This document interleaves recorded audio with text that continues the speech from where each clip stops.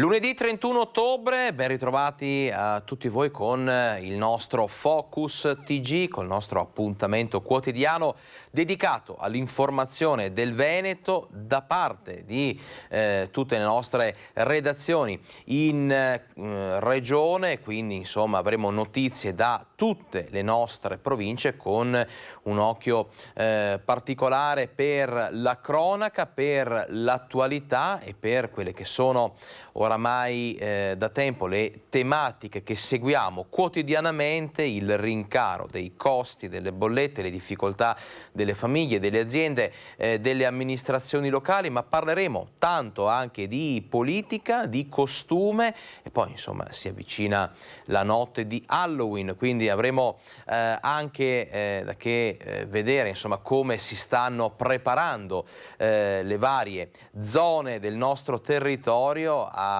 celebrare questa ricorrenza, questa festa. Non solo, insomma ci sarà spazio per lo sport e tanto altro, quindi un'altra edizione di Focus TG ricca di contenuti. Come sempre noi però dedichiamo il primo blocco alla cronaca e partiamo subito con la notizia di un arresto di un pregiudicato straniero reo di aver commesso alcuni gravi fatti di natura sessuale. Vediamo. Un uomo pregiudicato del Gambia di 24 anni è stato arrestato dagli agenti della Polizia di Stato per violenza sessuale e molestie. A bloccarlo ieri sera una pattuglia delle volanti inviate verso le 22 in via Bonollo, da dove era partita una richiesta di aiuto alla centrale operativa. A fare la telefonata una donna che affermava di essere stata ripetutamente molestata e palpeggiata da uno straniero, riuscendo però a sfuggirgli e a mettersi a distanza di sicurezza. Gli agenti sono prontamente intervenuti quando ancora il pregiudicato stazionava a pochi metri dalla vittima, riuscendo però a immobilizzarlo e ad ammanettarlo nonostante l'energica resistenza fisica posta dal gambiano che continuava ad inveire nei confronti dei poliziotti. Una volta portato in questura, il soggetto arrestato corrispondeva anche alla descrizione fatta la mattina precedente da alcuni insegnanti di un istituto scolastico di Vicenza.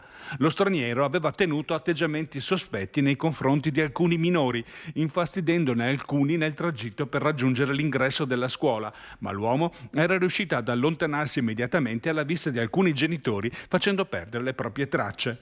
Non solo, nel pomeriggio l'uomo era già stato notato nei pressi dell'ingresso della questura, mentre stava compiendo atti contrari alla pubblica decenza e subito bloccato dagli agenti del servizio di vigilanza che l'avevano sanzionato per il reato di atti osceni in luogo pubblico e allontanato dopo il fotosegnalamento. Al momento il pregiudicato straniero arrestato è stato rinchiuso in una cella del carcere di Vicenza ed è a disposizione dell'autorità giudiziaria. Nel frattempo il questore ha avviato anche le procedure finalizzate all'espulsione dall'Italia del cittadino gambiano. Drammatico incidente che è costato la vita a un 26enne di Sernaglia della Battaglia, Andrea Simeon, che ha perso la vita dopo un incidente sulla pista di motocross del Migliaretto. Il circuito Città di Mantova ospitava ieri l'ultima gara della stagione, il campionato regionale Nord-Est. Simeon correva per il team Trepini di Montebelluna.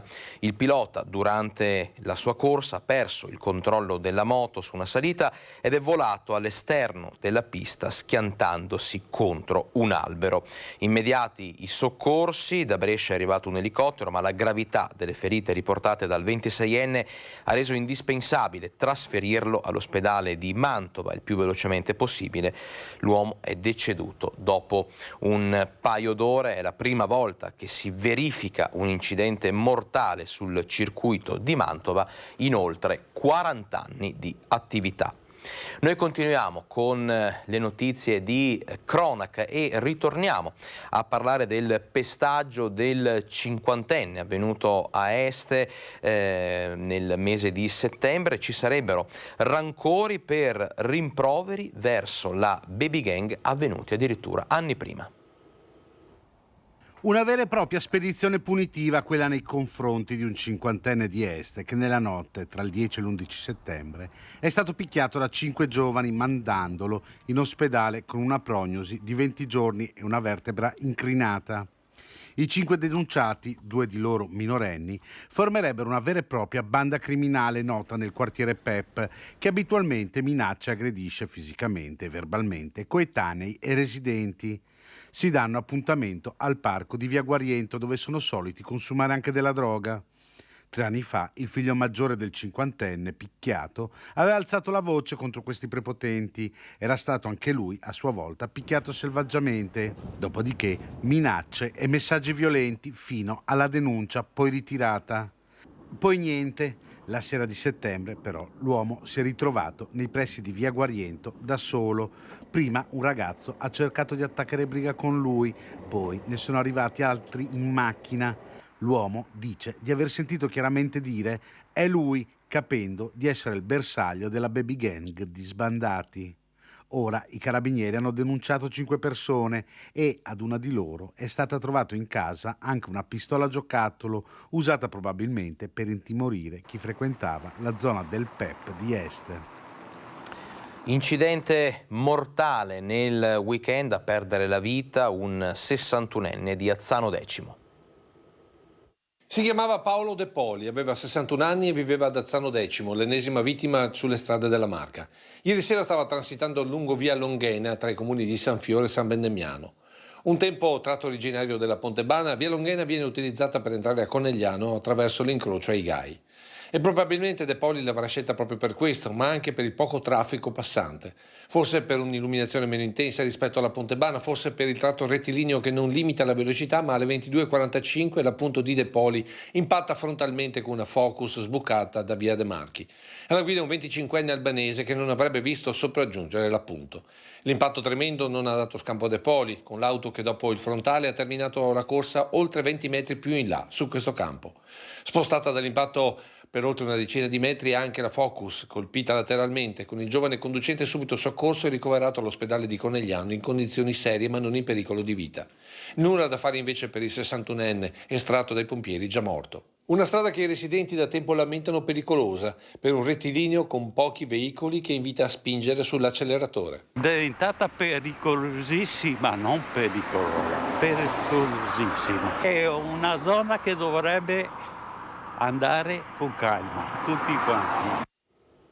La cronaca adesso ci porta a Conselve, siamo nel Padovano, dove un uomo di 35 anni, sottoposto al divieto di rivedere la ex moglie, è caduto dal terrazzo di casa della donna, riportando numerose ferite. Ora è in ospedale, piantonato in stato di arresto. È caduto dal terrazzo di casa della ex moglie nonostante il divieto ordinato dal giudice di avvicinarsi alla donna. Sorpreso dai carabinieri di Monselice, un 35enne romeno ha tentato la fuga, ma la caduta lo ha mandato all'ospedale. È successo in un condominio di via Levà a Conselve. All'uomo, accusato di maltrattamenti nei confronti della moglie di 33 anni, la quale aveva trovato la forza di denunciarne violenze e vessazioni, era stato imposto l'obbligo di non avvicinarsi alla casa della donna. Questo maldestro tentativo di fuga invece lo ha mandato all'ospedale di Schiavonia, dove è ricoverato con varie contusioni e piantonato dai carabinieri in stato di arresto. E nel weekend i carabinieri di Treviso sono intervenuti su 2 sinistri stradali che avrebbero potuto avere conseguenze ben più gravi per gli automobilisti coinvolti, rimasti fortunatamente illesi. A Villorba, in via Roma, verso l'1:15 della notte tra sabato e domenica, l'autovettura di un 41enne nigeriano, per cause in corso di accertamento, è entrata in collisione con un veicolo guidato da un cittadino rumeno. Il primo è stato riscontrato positivo all'alcol test, patente ritirata per lui. Dopo nemmeno un'ora da questo incidente, a Carbonera, in via Ospedale Principale, un 41enne trevigiano è invece rimasto coinvolto in una fuoriuscita autonoma dalla sede stradale. Sottoposto anche lui a controllo dell'alcol test, è risultato positivo, patente ritirata anche in questo caso e veicolo sottoposto a fermo amministrativo. Per i 2 automobilisti riscontrati alla guida sotto l'influenza dell'alcol scatterà anche chiaramente la denuncia dell'autorità giudiziaria. Tante altre notizie di cronaca subito dopo la pubblicità, dobbiamo parlare anche di attualità, i nostri approfondimenti, le nostre inchieste, insomma restate con noi, a fra poco.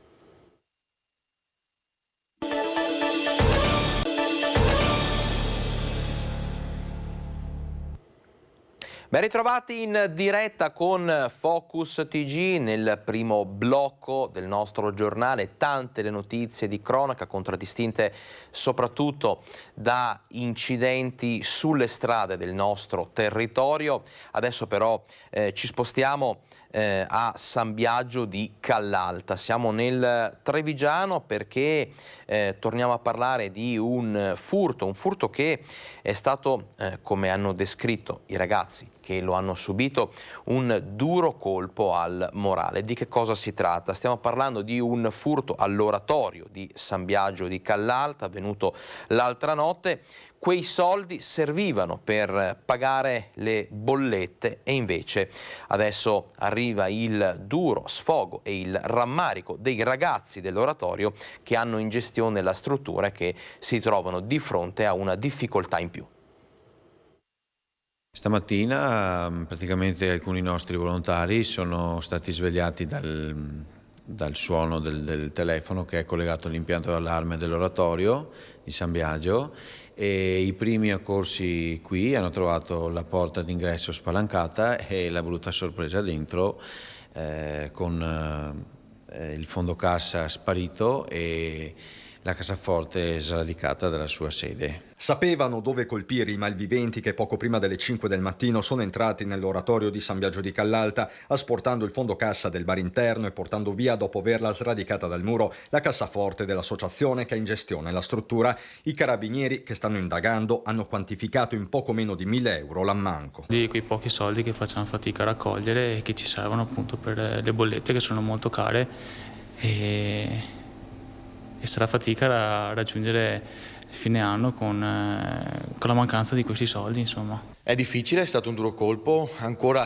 anche se è successo stamattina, siamo un po' tutti scossi, un po' tristi, perché è una struttura dove lavoriamo, diamo un servizio alle persone, e svegliarsi questa mattina e arrivare qui e trovare tutto aperto senza quei pochi soldi che si erano messi da parte per affrontare le bollette è difficile. L'appello è che si metta una mano sulla coscienza e che ci riporti indietro, insomma, anzi è difficile dirgli ci riporti indietro i soldi, ma se non altro che non faccia più queste cose, soprattutto su questi ambienti dove veramente sono volontari che lavorano e ci mettono l'anima, e vedere queste cose ti distrugge e ti fa venire a meno la voglia di andare avanti. È entrata in vigore l'ora solare. Generalmente quando c'è il passaggio dall'ora legale a quella solare aumentano anche gli incidenti, aumentano anche le infrazioni stradali. Parliamo proprio di questo, parliamo di sicurezza stradale ma anche di prevenzione dei furti, un fenomeno, come vi dicevo, generalmente in aumento con l'entrata in vigore del cambio d'ora. Ebbene, a Treviso sono stati predisposti dei controlli speciali.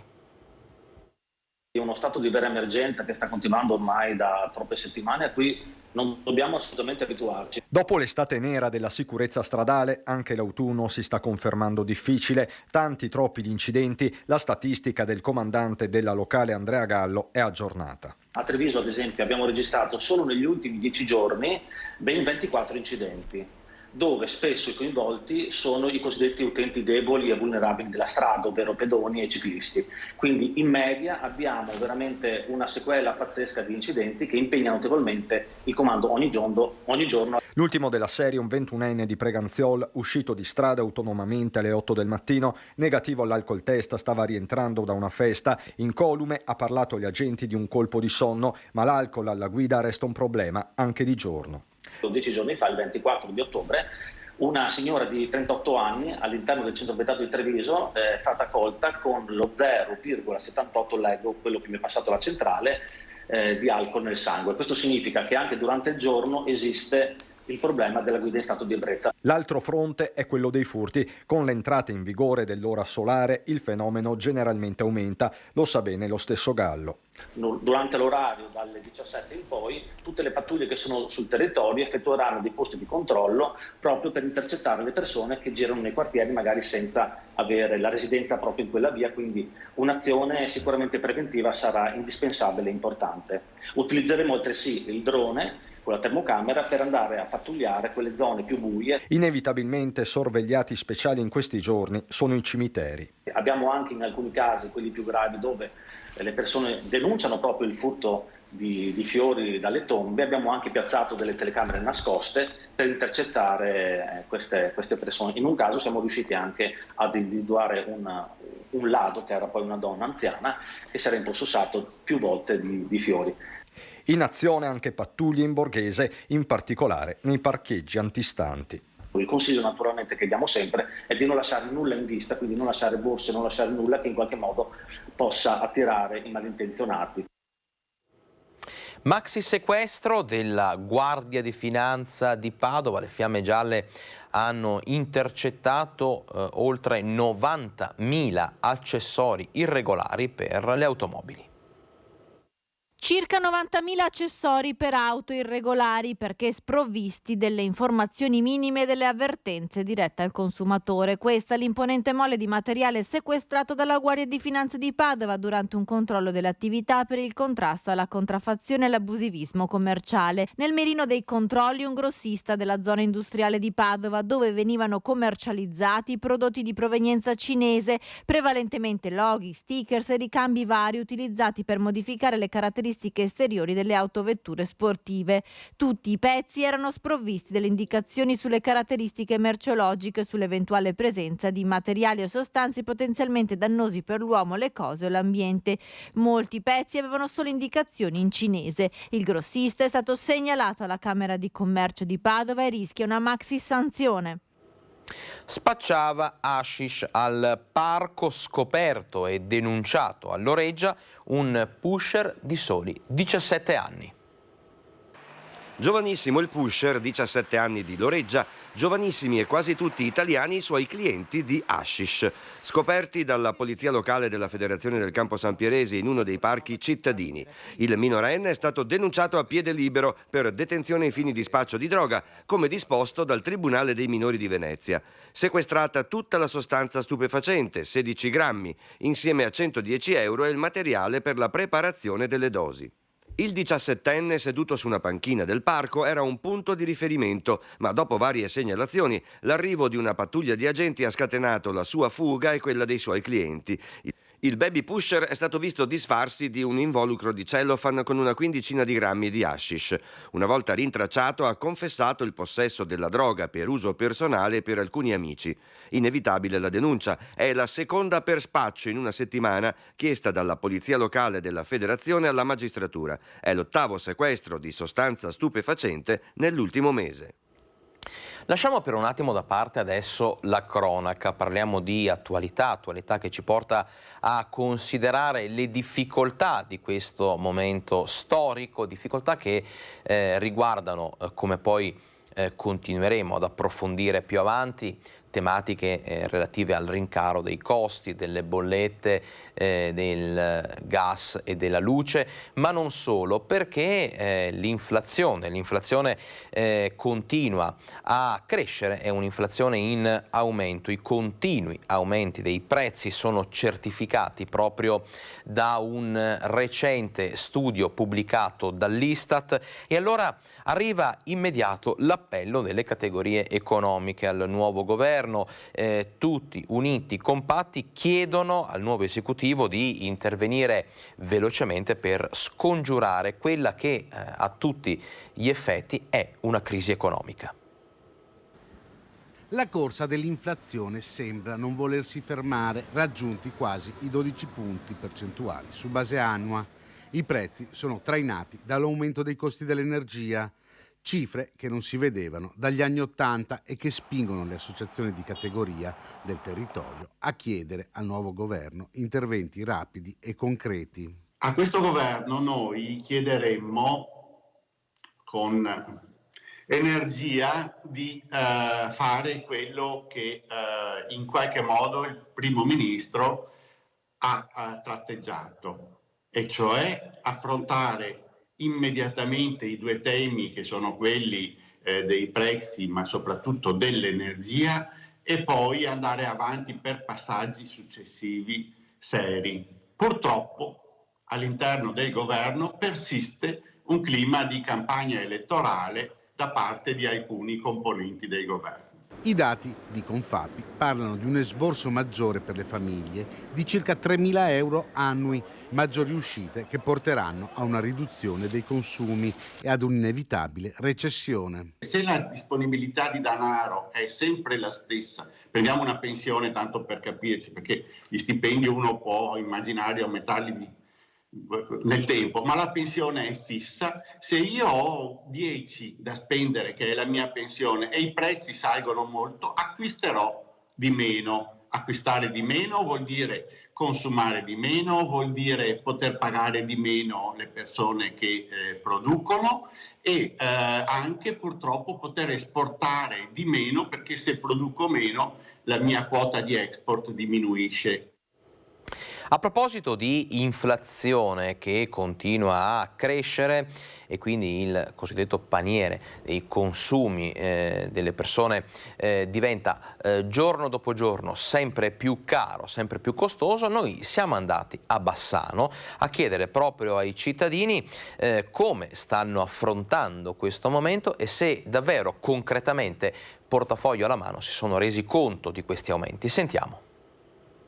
Diciamo che la situazione è cambiata, i prezzi sono aumentati tantissimo a partire dai tassi dei mutui e tutto, per cui sì, qualche difficoltà si riscontra, diciamo, dopo c'è chi più e chi meno, però comunque le cose sono andate molto in peggio. Percepisce questo aumento dei costi? Assolutamente, soprattutto quando adesso si va al supermercato, si fa la spesa, con lo stesso paniere adesso costa 2,5 volte. Quindi se per esempio spendevo 20, comprando le stesse cose adesso ne spendo 40. E soprattutto frutta alimentari, capisci che sta succedendo qualcosa, ma d'altronde what takes it take, quando ha detto Draghi, hanno pompato, alla fine nulla si crea, nulla si distrugge, ecco che adesso tutta quella montagna di denaro in qualche maniera provoca inflazione e dobbiamo adesso mangiarcela. Lei avverte questo rincaro così importante? Rinuncia a qualcosa nel fare la spesa? Sì, allora è cresciuto tutto, i prezzi sono cresciuti, sono schizzati certi prezzi, anche a volte senza delle ragioni precise, questo sì. E bisogna rinunciare, bisogna. A cosa rinuncia principalmente? Ad esempio tenere in casa solo l'indispensabile. Io credo che in questo momento ancora questo non si noti, però andando avanti probabilmente sì, perché vedo anche parlando con delle colleghe che tendono a dire questo forse magari lo faccio più avanti perché vediamo un po' come andrà. Io personalmente sì, effettivamente magari c'è un po' di timore perché possa succedere in futuro, quindi a volte magari penso alla spesa e dico se è superfluo magari attendo un attimo. Sì, io credo che ci aspettino dei momenti un po' difficili, probabilmente nella seconda parte dell'anno. Questa è la voce, insomma, dei cittadini, la voce in questo caso dei bassanesi. Noi adesso ci prendiamo un'altra piccola pausa pubblicitaria, rientriamo tra 2 minuti con tante altre notizie, tanti altri approfondimenti e con i nostri collegamenti dal territorio. A fra poco.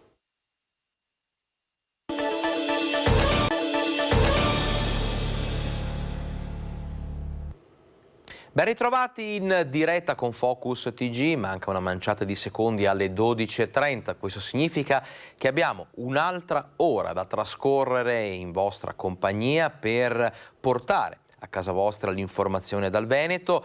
Abbiamo parlato dell'inflazione che continua a crescere, delle difficoltà economiche a cui sono costrette a far fronte le famiglie del nostro territorio. Ebbene, rimaniamo nell'ambito di quello che è un periodo difficile un po' per tutti, un periodo contrassegnato, lo ripetiamo da oramai settimane, da mesi, da forti aumenti del costo delle materie prime, del costo delle bollette, e proprio sul discorso del caro bollette a Pederobba hanno deciso di tagliare le luminarie di Natale. Il sindaco però ribadisce: senza risposte, senza aiuti concreti, vado a consegnare le chiavi della città al prefetto. E sono molti i primi cittadini che sembrano intenzionati a seguire questo esempio.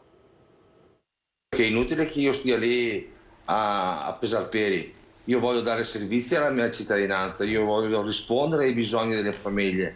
Io sono stato eletto per questo, ma se la situazione economica di questo nostro bel paese non me lo consente, a questo punto do le chiavi a chi di dovere e si arrangino. Dice di confidare nel nuovo governo e di avere alte aspettative il sindaco leghista di Pederobba Marco Turato, ma i problemi di famiglie e imprese vengono prima di tutto. L'urgenza è massima, lui stesso ha già preso una decisione. L'illuminazione natalizia quest'anno la taglio perché è un segno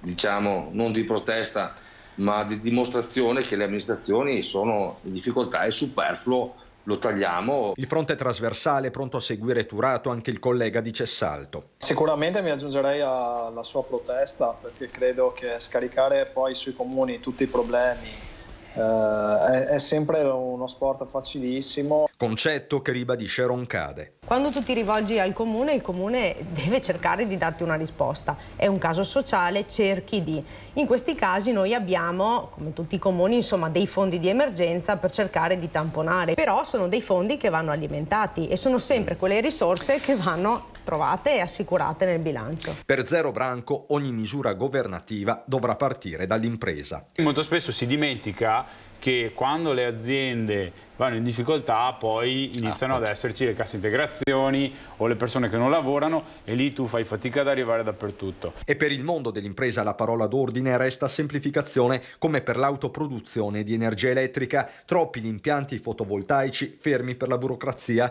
e che ora potrebbero fare la differenza. Abbiamo fatto il ponte Morandi, opera straordinaria, in 1 anno e mezzo. Perché? Perché siamo andati in deroga a tutta la burocrazia che in Italia oggi ci ammazza. In centro a Padova, rimaniamo a parlare di questa tematica, c'è stata la manifestazione degli attivisti di Unione Popolare proprio per chiedere a gran voce uno stop ai rincari di luce e gas.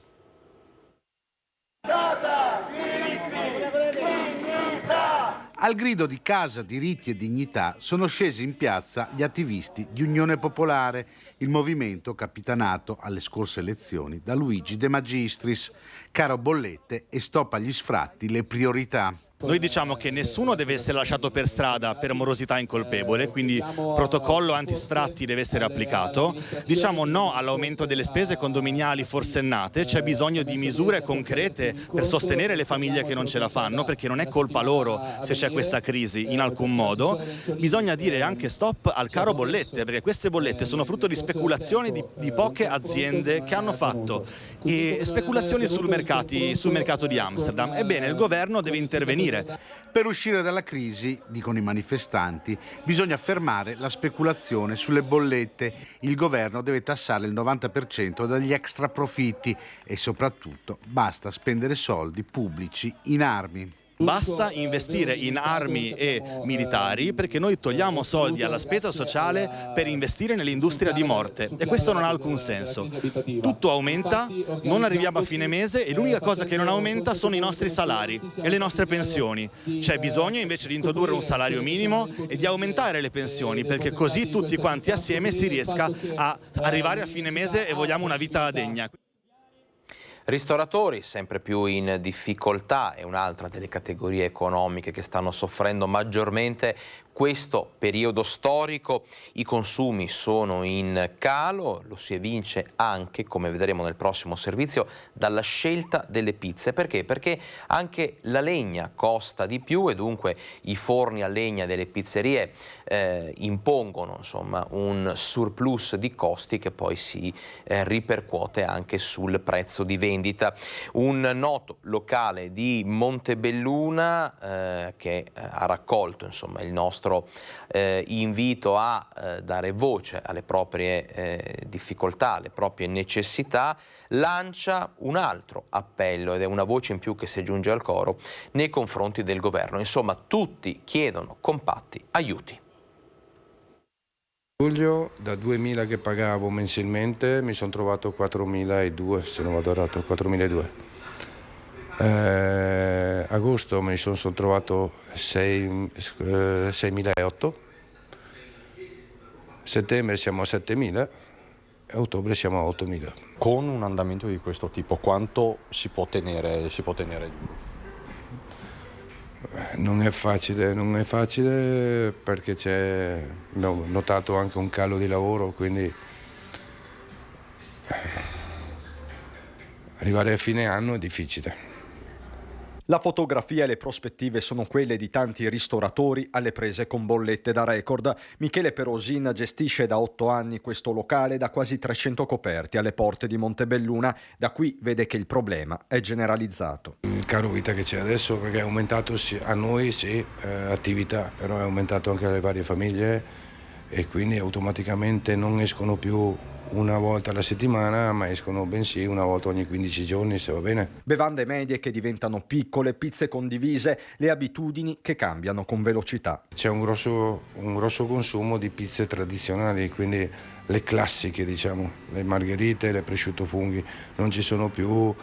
Il consumo di pizze è laboriose e costose. Non solo bollette, ad aumentare sono anche le materie prime, la stessa legna per il forno che Michele ha deciso di tenere spento nei giorni feriali a mezzogiorno. Il forno per quanto poco lo devi accendere, lo devi portare a temperatura, che tu ne faccia 5 pizze, che ne faccia 50, il consumo di legna è quello alla fine. Quindi devi cercare un attimo, abbiamo dovuto cercare di razionare, diciamo, quello che può essere il consumo. Il circolo vizioso va arrestato. Michele si unisce alla voce di tanti imprenditori. Hanno bisogno prima di una tranquillità, anche di un sostegno da parte dello Stato alla fine. Ci spostiamo adesso a Padova, dove i baristi della città intervengono sulla nuova ordinanza anti-alcol firmata dal sindaco di Padova Sergio Giordani per regolare la movida nel centro storico. Vediamo. Divieto di vendita per asporto di bevande alcoliche dalle ore 20 alle ore 7 del mattino in tutto il centro storico di Padova, nell'area all'interno delle mura cinquecentesche che comprende anche la zona del Portello. L'ordinanza, firmata sabato 29 ottobre dal sindaco Sergio Giordani e già nominata anti-alcol, resterà in vigore fino al 31 di marzo del 2023. Le associazioni di categoria di baristi e gestori di locali hanno subito espresso le loro opinioni. Si tratta di un provvedimento giusto nel merito, hanno fatto sapere i vertici di APE, ma va rivista per tutelare le attività di bar e ristoranti. Evidentemente c'era qualcosa che non è particolarmente chiaro.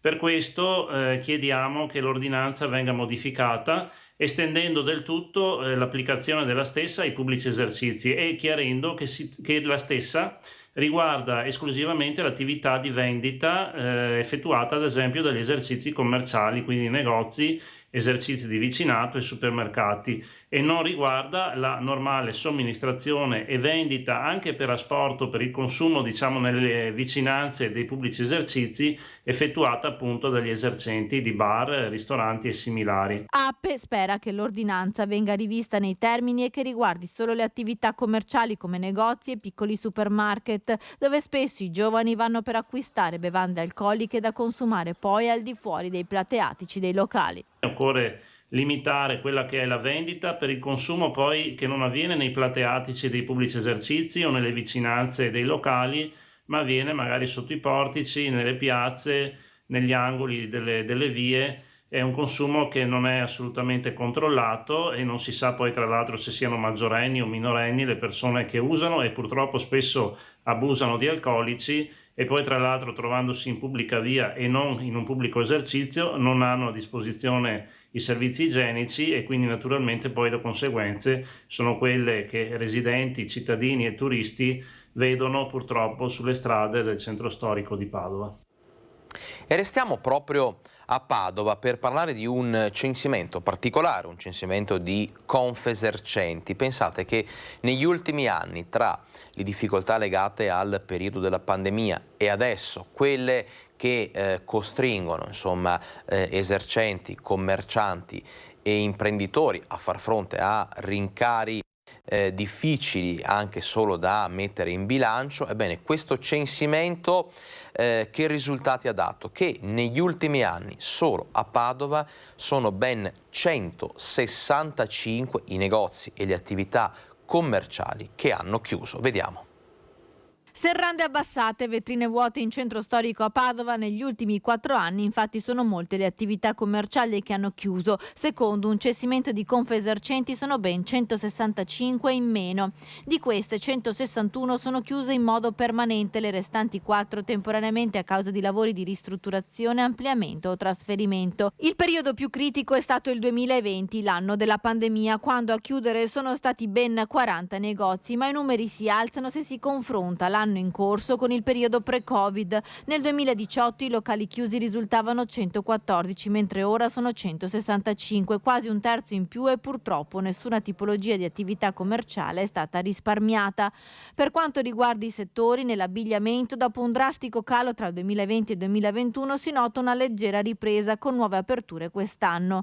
Segnala la Confesercenti. Tra le attività colpite dalle chiusure ci sono le cartolerie, che sono dimezzate, i negozi di accessori e oggettistica, le erboristerie e le gallerie d'arte. A riaprire sono invece i negozi di antiquariato, articoli per la casa, bigiotteria, pelletteria, valigie e borse. Ad aprire ex novo un negozio di allarmi, apparecchi acustici, cannabis legale, elettrodomestici e vintage. Piccola pausa pubblicitaria adesso per noi, 2 minuti e rientriamo in vostra compagnia.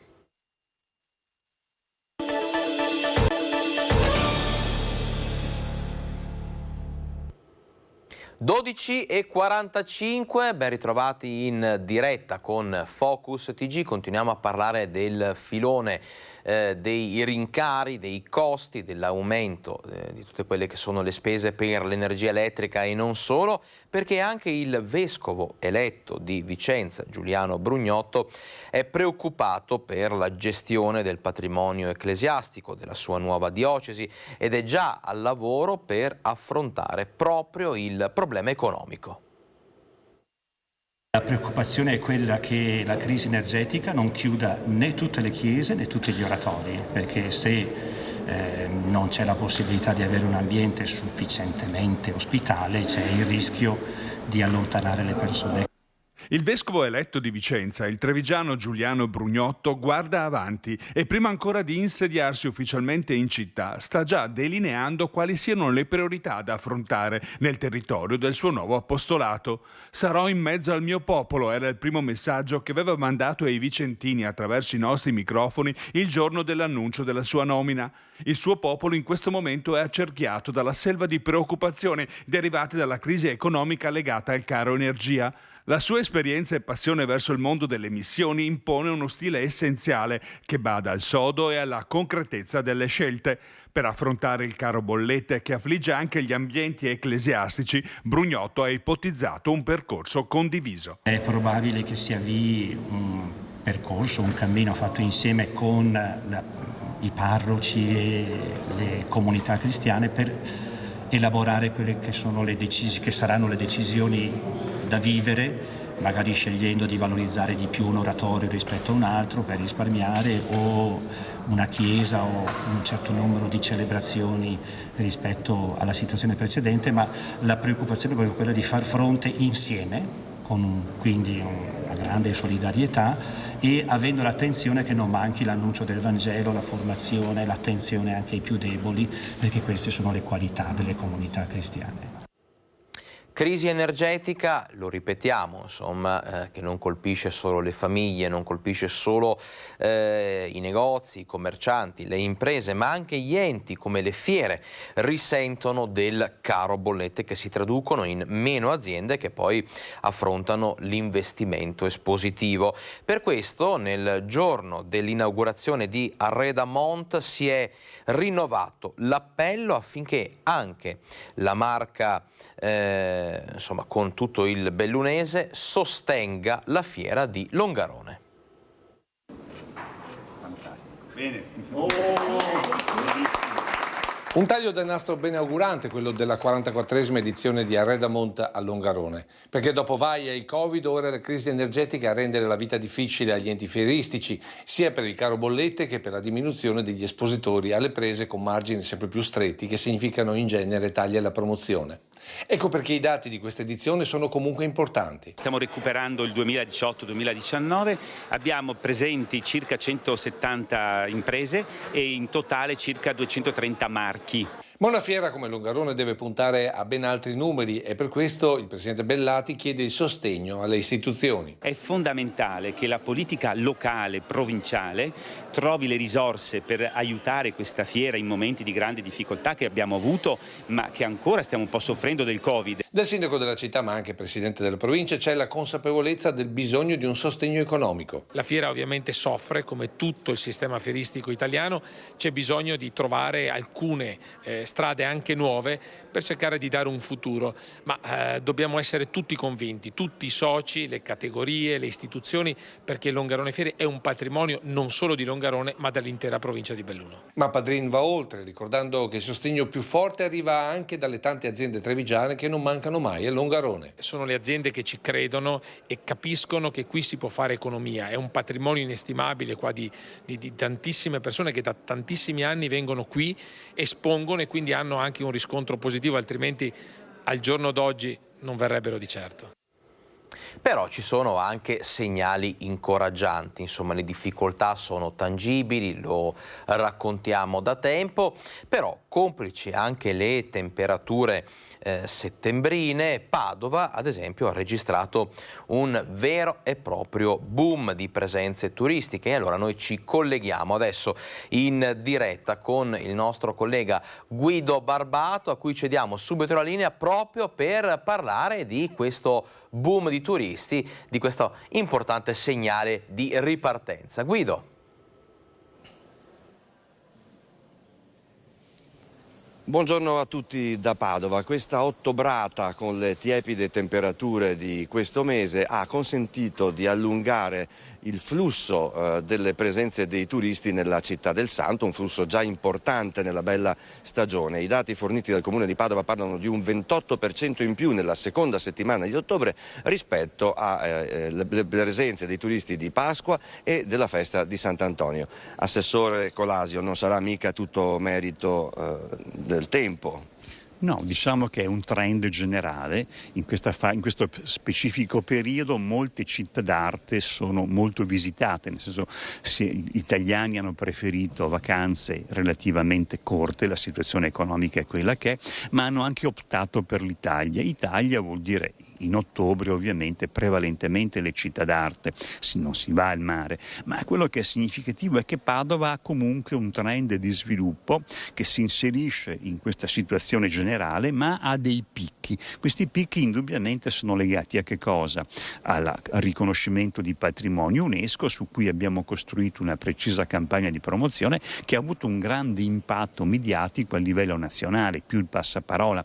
È evidente che Padova sempre più si caratterizza come, accanto a Venezia e a Verona, come una grande città d'arte del nord-est, con una sua anima, una sua emozionalità, una sua particolarità, che è quello che stanno cercando quelle decine di migliaia di turisti che stanno riempendo i nostri alberghi. Il tasso di occupazione delle camere varia dall'80% al 90% in alcune strutture, i musei sono pieni, nel senso che è full la prenotazione in questo periodo della Cappella degli Scrovegni, Regni, e sono centinaia e centinaia i turisti che vengono a visitare il Palazzo della Ragione, sia italiani sia stranieri. Possiamo dire che arrivi e presenze, siamo arrivati a 95.000 presenze in una sola settimana, nell'ultima che abbiamo monitorato di ottobre, senza contare l'effetto auto e moto d'epoca che porterà i valori ancora più alti. Quindi possiamo dire che indubbiamente Padova sta salendo di grado, di categoria, e si caratterizza, ed è una cosa molto positiva per il PIL locale, per gli albergatori, i ristoratori, per i negozi stessi, come una grande città a vocazione turistico-culturale.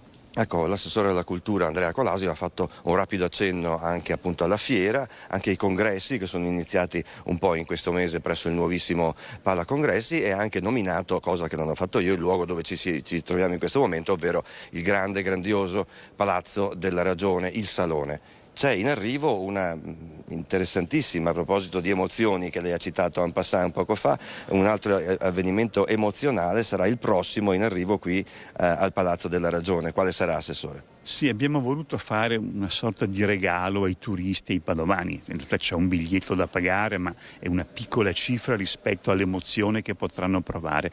Voi sapete che qui Giotto, tra il 1306 e il 1310, in data incerta, realizzò nel controsoffitto ligneo un ciclo astrologico, e come ci racconta Giovanni da Nono c'erano 12 celesti assigni, le costellazioni zodiacali, i pianeti, e parla espressamente di sideraurea, di stelle dorate con speculis, con specchi. Ecco, attraverso il videomapping abbiamo ricreato l'universo giottesco, l'abbiamo reimmaginato, abbiamo creato, proprio poiché in questo salone c'è il più grande ciclo astrologico del mondo, un percorso narrativo che racconta in modo particolare l'evolversi delle stagioni, del tempo, creando effetti di luce, di pioggia, di nebbia sulla base del movimento ciclico del tempo. È una bellissima emozione che è un grande omaggio a due grandi personalità che hanno lavorato fianco a fianco, il più grande pittore della prima metà del XIV secolo, che è Giotto, e uno dei più grandi intellettuali tra XIII e XIV secolo, che è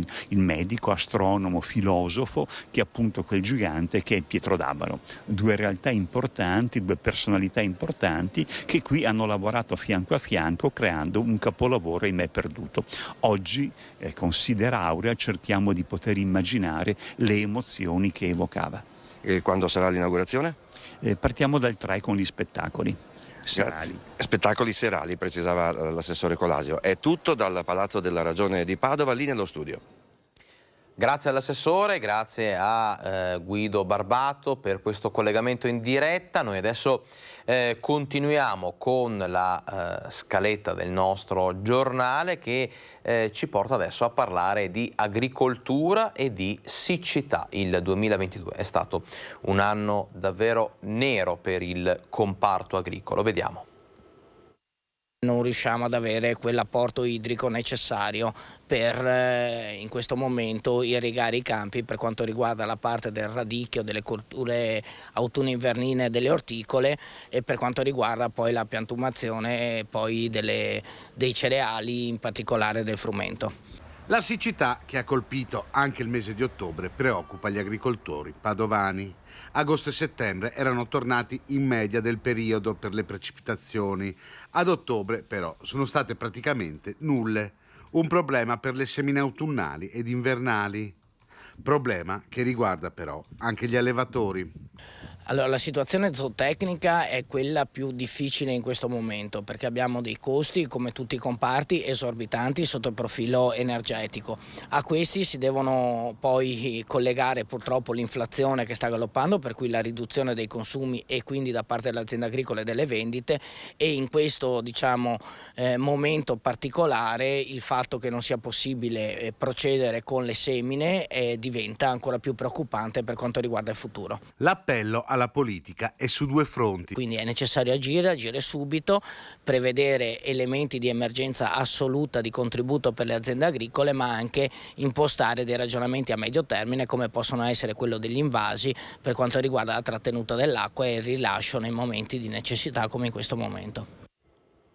Ambiente, ma anche soluzioni green, soluzioni per abbassare i costi di elettricità sono problematiche che il Dem Giacomo Possamai ha sottolineato, ha ribadito ai nostri microfoni, chiedendo al nuovo governo e non solo di puntare in maniera importante sul fotovoltaico. Energia pulita. L'antidoto al caro carburanti, ai prezzi del gas sparati alle stelle, la risposta agli incastri economici, alle tensioni della politica internazionale, alle insidie della speculazione. La soluzione? Ce l'abbiamo davanti agli occhi ogni giorno, splende in cielo ed è di tutti. Il sole. In Veneto la chiave per aprire la porta di un futuro a basso impatto di costi è il fotovoltaico. A Vicenza si comincia a parlare di comunità energetiche organizzate anche a livello di quartiere. La legge regionale prevede lo stanziamento di fondi per i comuni che promuovono la realizzazione di queste realtà. Le comunità energetiche sono un principio molto semplice, vuol dire mettersi insieme e condividere l'energia che viene prodotta, per esempio dai pannelli fotovoltaici, per cui può essere applicata a un quartiere dove si possono mettere insieme i residenti, ma anche i commercianti, appunto tutte le realtà e le persone che stanno in quel quartiere, ma vale perfino per esempio le case popolari, le case ATER. Pensate che cosa significherebbe sul piano della riduzione dei costi e quindi anche dei consumi. Fotovoltaico per le comunità energetiche ma anche per le aziende. Il Partito Democratico chiede alla Regione Veneto di attivarsi per finanziare di più e meglio i pannelli fotovoltaici installati su negozi e piccole e medie imprese, che sono le attività più esposte al caro bollette. Ecco, le comunità energetiche possono essere un'occasione anche da questo punto di vista, perché vuol dire efficientare ancora di più questo tipo di contributi. E tra gli obiettivi del governo di Giorgia Meloni nella manovra c'è anche quello di alzare il tetto al contante, un tema che in questi giorni ha riaperto un po' il dibattito. Sentiamo il parere dei trevigiani. Non proprio, secondo me 10.000 euro sono veramente tanti, dubito che servano 10.000 euro per forza per fare degli acquisti. Magari il tetto poteva essere tirato su come la media europea a 5.000, ma 10.000 forse è veramente un regalo all'evasione. Favorevole perché ormai stiamo sempre usando queste carte di credito. Io lavoro sul ristorante e vedo che tante volte vengono a pagarmi un caffè con il bancomat, quindi sono più le spese rispetto a quello che invece è il costo del caffè. In realtà sono contrario, perché comunque favorisci il nero, diciamo. È giusto limitare l'uso del contante, perché magari anche col discorso limitare un po' il nero, col fatto dell'utilizzo delle carte, magari pagamenti un po' più tracciati, si riuscirebbe a limitare un po' questo nero, e magari se tutti quanti pagassero il tasso in modo corretto, tutti quanti secondo me ne pagheremo meno. Ecco. Quindi bisognerebbe puntare più sulla moneta elettronica più che sul ritorno al contante? Secondo me sì. Contraria. Perché? Per l'evasione. Per l'evasione e perché sono manovre della destra che già si capisce dove vogliono andare. Sono sì e no. E se avessero temperato a eliminare i costi sul transato, avremmo potuto passare a un pagamento elettronico, ma forse anche 20 anni fa, al tempo dell'euro, come fece la Germania. E a proposito di governo, il ministro degli affari regionali e delle autonomie Roberto Calderoli è ricoverato per alcuni controlli all'Istituto Oncologico Veneto di Padova. Un ricovero di 2 giorni rimandato troppe volte per impegni politici ed istituzionali. Finalmente, dopo l'insediamento delle Camere e il giuramento del nuovo governo, il ministro per gli affari regionali Roberto Calderoli ha deciso di non rimandare oltre e ha scelto la struttura dello IOV di Padova per un ricovero ospedaliero di 2 giorni. Il ministro ha comunicato con una nota il suo ricovero per alcuni controlli all'Istituto Oncologico Veneto di Padova.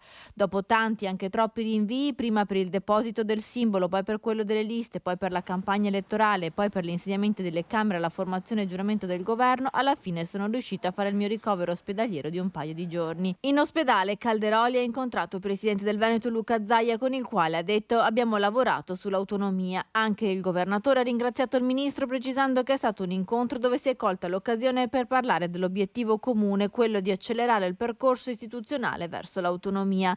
Prossimo appuntamento tra i due esponenti della Lega, mercoledì a Roma al Ministero per un incontro formale con gli altri presidenti delle regioni Lombardia ed Emilia-Romagna per definire le tappe per arrivare all'autonomia delle 3 regioni. Restiamo a parlare in qualche modo di ministeri e di governo, ma soprattutto di futuro, perché il presidente di Confapi di Padova, l'associazione di categoria che rappresenta piccole e medie imprese, racconta qual è stata la richiesta alla politica, proprio quella di creare, proporre un nuovo ministero. Noi avevamo, con i vari incontri dei politici, richiesto e suggerito un ministero per il futuro. Questa è la proposta fatta ai politici in campagna elettorale dall'associazione di categoria che rappresenta piccole e medie imprese. Un nome evocativo che può però avere riscontri concreti. Vorrebbe dire anche interministeriale di analizzare molto profondamente le situazioni attuali attraverso studi con l'università e tratteggiare il futuro, perché se io devo intervenire ogni volta per il domani, questa nazione si fermerà. Immaginare il futuro in maniera analitica, calcolando anche le ricadute delle azioni presenti sulle sorti venture. Adesso che siamo in difficoltà, comunque immaginiamo immediatamente cosa fare in futuro e in più, e il Ministero del Futuro doveva fare anche quello, ogni volta che emaniamo una legge andiamo a vedere quali saranno le sue ricadute in tanti altri settori che siano diversi da quello specifico per cui la legge è stata emanata. Ultimo break pubblicitario per noi, ci fermiamo un paio di minuti ma rientriamo subito in diretta per l'ultima parte del nostro Focus TG.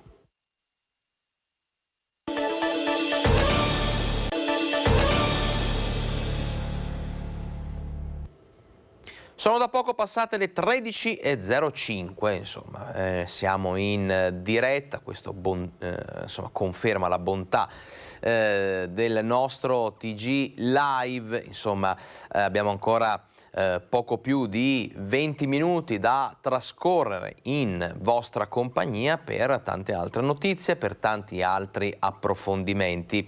Adesso apriamo la pagina dedicata alla sanità, perché in occasione del mercato settimanale a Bassano del Grappa sono tornati i banchetti per la raccolta firme per una sanità migliore. Bene, banchetti presi d'assalto da oltre 100 cittadini che nei 2 sabati hanno fatto raccogliere agli organizzatori in pratica altre 500 firme che vanno ad aggiungersi alle 3.000 già consegnate in regione. Cittadini che hanno raccontato agli organizzatori le proprie problematiche con la sanità dell'ULSS 7, ma hanno anche speso tutti parole d'elogio per medici e infermieri. Vediamo. Un altro centinaio di firme raccolte stamattina ai banchetti organizzati da amministratori e cittadini dell'area vasta bassanese per chiedere una sanità migliore. Con le firme di 7 giorni fa, questa seconda tornata ha già toccato quota 500 nuove sottoscrizioni che si aggiungono alle 3.000 firme già consegnate in regione. Abbiamo avuto moltissima gente che ci ha chiesto di rifirmare, a cui ovviamente abbiamo detto di no, e erano venuti apposta per mettere una seconda volta la firma. Rispetto all'altra volta, alla raccolta precedente, la gente non ci chiede più cosa stiamo facendo, ma vengono appositamente per firmare, per raccontare le loro storie. La gente continua a dirci che le cose non vanno bene e questo ci dispiace moltissimo, perché io sinceramente speravo di sentire storie diverse stavolta. Mi ha fatto tanta tenerezza una signora che non voleva parlare, ma ce le ha scritte. E si è messa lì in un angolino e ci ha scritto le sue le sue frustrazioni, le sue problematiche. Ho dato un occhio a quello che ha scritto, sono cose drammatiche. A fronte delle promesse ricevute quando c'è stata in Regione abbiamo presentato tutte le firme che avevamo raccolto prima dell'estate, nulla è assolutamente cambiato. Anzi, di più direi che c'è anche una strumentalizzazione nei nostri confronti, perché si dice che la nostra raccolta di firme è contro i medici, gli infermieri e gli operatori sanitari. In realtà non è per quello assolutamente. È contro l'organizzazione e per una miglioria dei servizi che non ci sono attualmente. Ci sono anche specialmente persone anziane che aspettano mesi e mesi per avere delle visite e non ne vanno fuori, magari con problemi anche seri di salute. E ripeto, non contro i medici, gli infermieri, ma per protestare per avere una sanità migliore. E le restrizioni anti-Covid impediscono in molti reparti sanitari, soprattutto nelle case di riposo, la visita dei parenti ai propri familiari. Un'interpretazione della norma ritenuta eccessivamente punitiva nei confronti appunto dei familiari, che viene richiesta a gran voce una revisione di questa disposizione. L'altro giorno a Vicenza è stato organizzato un presidio di fronte all'ospedale. La solitudine e l'isolamento sociale sono una nuova pandemia a cui l'uomo deve far fronte. La condizione proprio dell'isolamento è una tragedia per gli ospiti dell'RSA.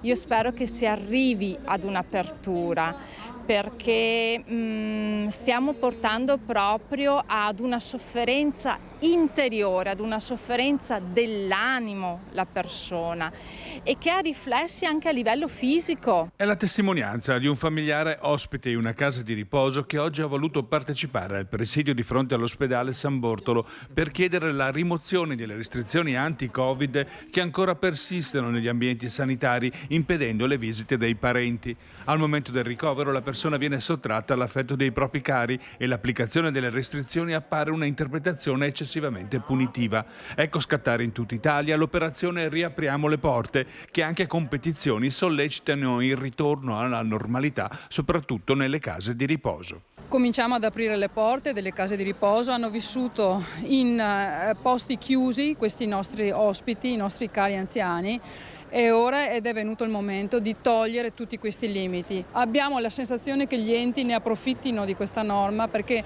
meno accessi significa anche meno controllo.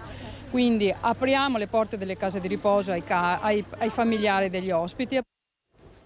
Cirrosi epatica, in Veneto sono oltre 19.000 i ricoveri all'anno, un pool di specialisti si è incontrato, ha avuto un confronto al San Bortolo di Vicenza per parlare proprio delle patologie croniche al fegato.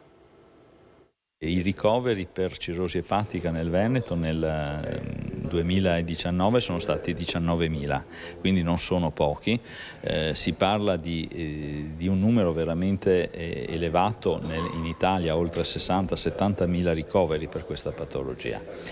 E infatti, oltre a trovare strategie nuove dal punto di vista della gestione clinica, nuovi farmaci, nuovi interventi, nuove opportunità terapeutiche, è estremamente essenziale creare dei nuovi modelli organizzativi per poter gestire soprattutto sul territorio questi pazienti. Patologie croniche del fegato, numeri dell'attività di ricovero ospedaliero in Italia e in Veneto in crescita. Se ne è parlato durante la seconda edizione del Gastro Up to Date al San Bortolo, che ha richiamato a Vicenza i maggiori esperti del settore.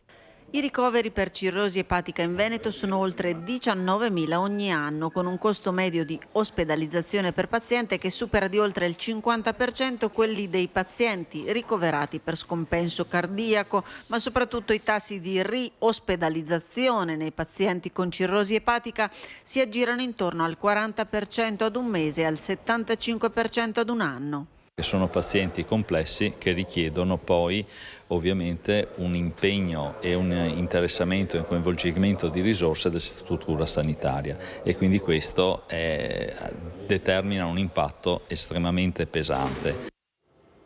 Voltiamo pagina, chiudiamo la parentesi dedicata alla sanità, parliamo di alpini, parliamo di penne nere. Toccante la cerimonia ieri in piazza Cima a Conegliano, la piastrina di uno dei caduti in Russia del gruppo Conegliano è stata riconsegnata ai familiari. Il piastrino di riconoscimento del tenente Enzo Pagni. Attraverso fortunose vicende è stato ritrovato ed è arrivato nella disponibilità del Museo degli Alpini di Conegliano con una promessa: trovare coloro che potevano essere gli eredi e i discendenti di questo piastrino. Terra di Russia, 23 gennaio 1943. È stato il momento più toccante dell'11° raduno degli artiglieri da montagna del gruppo Conegliano. La riconsegna di questa piastrina al nipote del tenente Enzo Pagni, caduto nei luoghi ancora oggi sconvolti dalla guerra, ennesimo segno di come non si riesca ad imparare dalla storia. Mia nonna, e spesso mi ricordo che mi faceva vedere i ritagli di giornale, la tesi di laurea di mio zio, e mi parlava dello zio quando era partito, lasciando tra l'altro una fidanzata che non si è mai più sposata nel suo ricordo. Insomma, lei era molto triste, però quando vedeva passare gli alpini si rincuorava. Un ricordo che si è accomunato a quello delle tante penne nere che hanno fatto parte di questo gruppo, ancora oggi punto di riferimento per la difesa nazionale. Una 2 giorni che si è ripetuta per l'11ª volta, segno di un legame intenso tra il gruppo e la città che gli dà il nome. Questa città è strettamente legata al suo gruppo e il suo gruppo alla città, per cui non abbiamo fatto altro che dargli gli onori che merita. Oltre 500 le presenze che hanno partecipato alle cerimonie diffuse nel Coneglianese, come il ricordo ad Orsago della medaglia d'oro Giovanni Bortolotto nell'80° della morte. Una storia, quella delle penne nere in artiglieria, che continua nell'insegnamento di chi è andato avanti. La particolarità di questo ufficiale è che non ha lasciato indietro nessuno dei suoi artiglieri. Credo che è l'esempio per qualsiasi comandante. Io sono il primo tra i miei uomini, sono il primo tra i miei artiglieri, e il primo che arriva è l'ultimo che se ne va. Per un comandante essere un leader è fondamentale. Un insegnamento anche per le giovani generazioni. Assolutamente, le giovani generazioni che devono imparare sia a scuola ma anche nelle famiglie, quindi è nelle famiglie, nella scuola che i giovani crescono e nella società che i giovani crescono. Quindi la società deve essere permeata di quelli che sono questi valori che oggi abbiamo ricordato. E a Chiariano e Fossalta Maggiore gli alpini hanno festeggiato i 50 anni dalla loro fondazione con un messaggio di pace riguardo insomma a quello che sta accadendo sullo scacchiere internazionale. Onore ai caduti!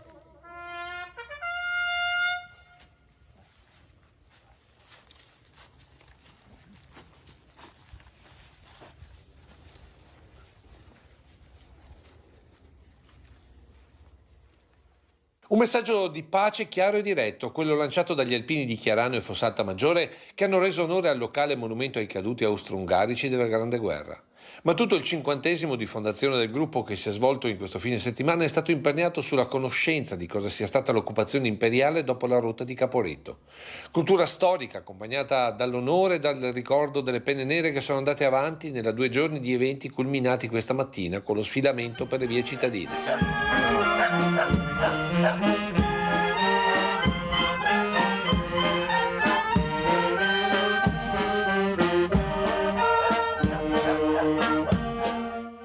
Nemici di ieri, fratelli oggi in Europa, allineati spalla a spalla nell'alzabandiera. Al colonnello Wolfgang Wildenberger, rappresentante dell'Associazione Croce Nera della provincia di Burgenland. Al colonnello László Caputa, diplomatico militare presso l'ambasciata d'Ungheria a Lubiana.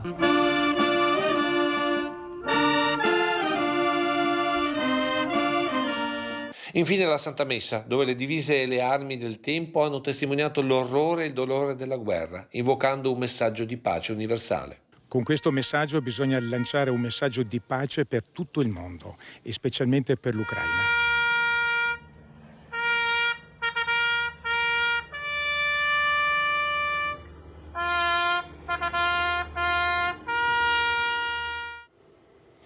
Abbiamo parlato lungamente delle difficoltà economiche che stanno attraversando imprenditori, famiglie e quant'altro. Ebbene, però diamo anche delle buone notizie, diamo anche delle prospettive future, perché a Vicenza stanno per nascere nuove opportunità proprio per le imprese e per i giovani. Vediamo.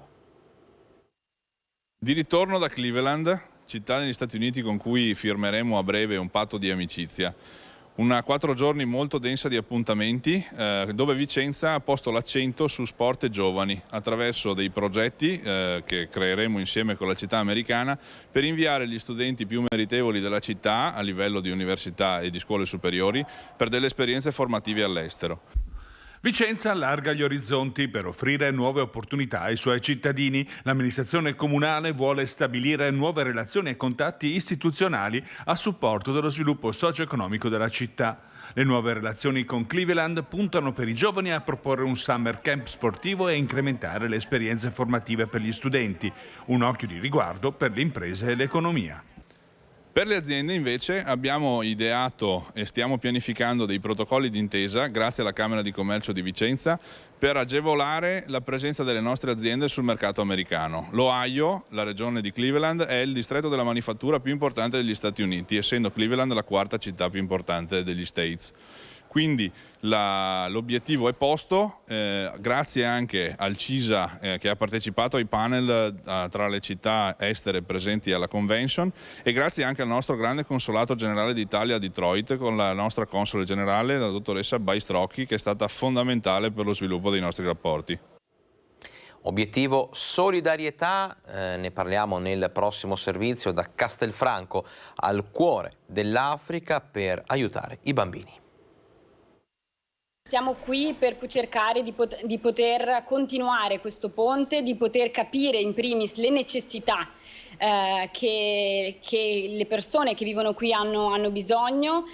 Qui vedete alcune foto di noi che incontriamo alcuni bambini, alcune bambine della scuola primaria locale e questo per cercare di capire cosa possiamo fare noi dal Veneto, da Castelfranco Veneto al Gambia. Dalla Marca al cuore dell'Africa per capire cosa si può fare di più per una popolazione allo stremo, l'Onlus Castellana Protection for Kids è ancora una volta in missione con volontari e medici per proteggere i più fragili, tra i più deboli, i bambini. C'è bisogno di tutto, medicine, libri, materiale scolastico. Quando abbiamo chiesto al preside locale qual è la prima necessità di questa scuola, di che cosa ha bisogno questa scuola, la prima risposta che ha stupito tutti e tutte noi è stata il sistemare i bagni. Perché?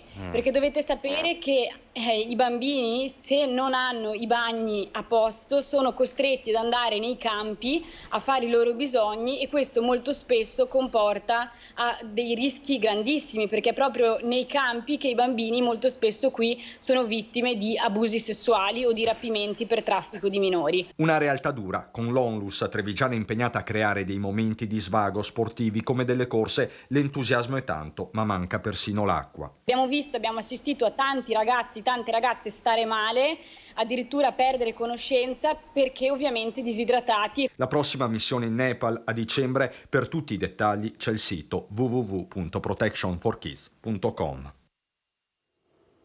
Voltiamo pagina, ritorno alla coltivazione del castagno e anche recupero di quelle che sono le tradizioni della Pedemontana UNESCO. Ne parliamo nel prossimo servizio. Ma cos'è, o meglio, chi è questo Bisbadalis? È un animale mitologico che era presente in queste zone, soprattutto vicino a sorgenti d'acqua o cose di questo genere. Eccolo il Bisbadalis nell'immaginario di questi scultori del legno. Una leggenda ma anche un modo di salvare questo tratto di Pedemontana UNESCO. Il costante calo di castagnicoltori infatti sta portando all'abbandono di interi appezzamenti con prevedibili conseguenze sulla sicurezza idrogeologica. Ecco allora l'idea di valorizzare questi boschi puntando oltre che sul prodotto, sull'arte e sulla tradizione. Creare un itinerario in cui vi saranno tutte queste installazioni che portano il turista a vivere intensamente i nostri territori. Che sia fondamentale preservare la pedemontana, UNESCO lo sottolinea anche la Regione. Stiamo lavorando per un progetto di legge formativo per quanto riguarda la castellanicoltura, quindi insomma tornare a rimpiantare questi alberi qui nei boschi, soprattutto anche da parte di giovani, far capire l'importanza di questo per salvare la montagna. Ma oltre al gusto della castagna, cosa può portare il turista tra questi boschi se non la curiosità? Ecco il perché di questa scultura e della leggenda del bis basalis, nata dai racconti degli emigranti. Viene da basilisco, che è un altro, è un serpente, una sorta di iguana che ha delle capacità particolari, viene dal centro Sud America, è originario e ha la capacità di camminare sull'acqua, sul pelo dell'acqua. E nei filò alle domande dei bambini impauriti ma altrettanto affascinati c'era una risposta a tutto. Ho detto, ma zio, ma com'è arrivato qua il bis basalis che fai, no? E fa, la età, coi sghirli? La risposta pronta, no? Coi sghirli sarebbe come col turbine, no? Come si può dire, con una tromba d'aria che al teo porta su e neole e dopo il teo descarga dove che il voglia. Un racconto che fa pensare a Baia, è un esercito di draghi volanti che giusto 4 anni fa hanno devastato migliaia di ettari di bosco. E forse è questa la lezione dietro alla leggenda del bis basalis, non abbandonare mai la montagna veneta. E adesso parliamo di alberi a rischio caduta. A Montebello Vicentino sono partiti gli abbattimenti, saranno sostituiti con esemplari più giovani e sani. Montebello Vicentino, allarme alberi pericolosi. È partita una serie di abbattimenti nel segno della sicurezza. Gli alberi infatti sono malati e potrebbero esserci crolli improvvisi. Dopo le verifiche effettuate dagli esperti forestali, sono iniziati gli interventi su 2 abeti rossi all'inizio del viale principale del cimitero. Verranno sostituiti con esemplari di specie più adatte all'habitat e con altezze massime di 6 metri. Come vedete già dall'immagine purtroppo stanno morendo. Abbiamo fatto fare una perizia ad un agronomo, il quale ci ha confermato che purtroppo bisogna passare all'abbattimento prima che succeda qualcosa di grave o che si abbattano, che distruggano tombe e tutto, o anche persone che passano sotto, perché purtroppo adesso con questi eventi di queste trombe d'aria adesso sono molto pericolosi e più in queste condizioni. In effetti c'è anche il pericolo maltempo in agguato. Dopo le forti raffiche di vento che la scorsa estate si sono abbattute su Montebello con crollo di un albero, verranno abbattuti 20 carpini bianchi situati in via Cederle. Anche in questo caso saranno sostituiti con alberi più giovani ma dello stesso genere. Per gli interventi il comune ha stanziato 50.000 euro con cui verrà sistemato anche il marciapiede di via Cederle nei punti in cui è stato danneggiato dall'affioramento delle radici degli alberi. Quasi tutti gli alberi sono ammalorati e richiedono un immediato e tempestivo sostituzione per la messa a sicurezza appunto della via. Parliamo adesso di Halloween. Tradizione e innovazione si incontrano anche in pasticceria. Avete feste di Halloween oggi? Sì, almeno così abbiamo deciso. Loro hanno deciso, io sono vecchio, però vabbè, andiamo. Festa nei locali o in casa? Locale. Per i più giovani è Halloween, secondo la tradizione importata dai paesi anglosassoni. Feste in casa, soprattutto, o nei locali come questi 3 ragazzi che si preparano scegliendo travestimenti originali. Daphne e Velma, quelli di Scooby-Doo. Ma che sia Halloween o la festa di ogni Santio dei Morti, in questi giorni non mancano decorazioni nei locali e soprattutto nelle pasticcerie arrivano i dolci di stagione. A Padova, per esempio, la tradizione delle favette pavane duella con i biscotti glassati a forma di fantasma. E nella pasticceria in questi giorni c'è il tripudio di tradizione e innovazione che si incontrano. La fa da padrone le favette nostre, le favette pavane, che sono questi dolcetti che proprio chi andava a trovare parenti in questi ponti portava le favette pavane, le favette dei morti. Però abbiamo dovuto nei vari anni incrementare la produzione dei vari biscottini a forma di fantasma, zucca, dolcetti di tutte le forme, di tutti i gusti, proprio per accontentare i più piccini che sono cresciuti con la tradizione di Halloween e non più della festa dei morti.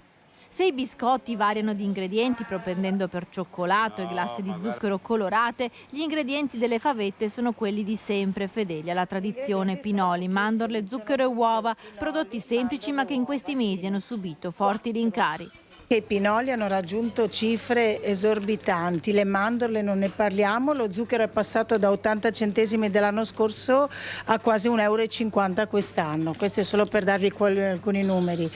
Però le favette non possono mancare, noi abbiamo cercato di mantenere lo stesso prezzo dell'anno scorso proprio perché bisogna festeggiare, bisogna mantenere la tradizione in tutti i modi, stringendo i denti e andando avanti.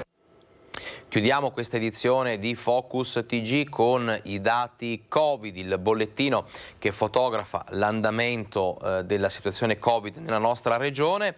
La giornata di ieri ha registrato una decisa flessione dei nuovi dati sui nuovi contagiati, 796 contro gli oltre 2600 di sabato, quindi delta dei nuovi positivi che si attesta a un numero abbastanza ridotto, 796. Lo ripetiamo, da settimane il dato giornaliero non scendeva sotto quota 1000.